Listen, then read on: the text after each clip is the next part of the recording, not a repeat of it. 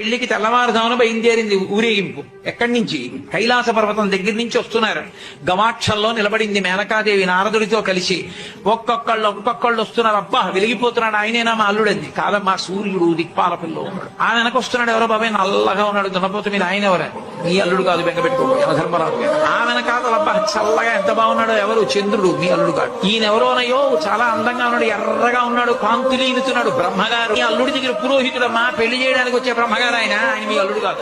ఓ అలాగా, ఇతను ఎవరో నీలమేఘశ్యాముడు, చాలా అందంగా ఉన్నాడు. శాంతాకారం భుజగచైనం పద్మనాభం సురీశం. అమ్మా, ఆయనకి మీ అల్లుడికి భేదం చెప్పకూడదు కానీ ప్రస్తుతం మీ అల్లుడు కాదు.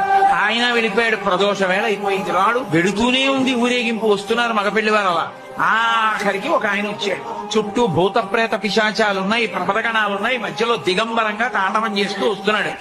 అడగలేదు మేనకాదేవి ఆయన మక్కుడు అని. నారదుడే చెప్పాడు, ఆయనే మీ అల్లుడమ్మా అని మెట్లు దిగి వెళ్ళిపోయాడు. ఈవిడ గబగబా మెట్లు దిగి తిన్నగా పార్వతీ దగ్గరికి వెళ్ళింది. నిన్ను చంపినే చచ్చిపోతా, వాడా దొరికాడు నీకు కట్ట తపస్సోట అడల్లుడు ఏమిటే?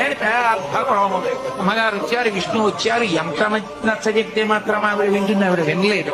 ప్రపంచంలో తన కన్యాదానానికి తను త్రికరణ శుద్ధి లేకుండా చేసి తన పెళ్లి తానే పాటు చేసుకుని తలవంపులు తెచ్చుకుని అవమానాలు పడి పెళ్లి చేసుకుని లోకాలకి తపోభూములు నిలిపినటువంటి ఉదారుడు పరమశివుడు ఒక్కడే.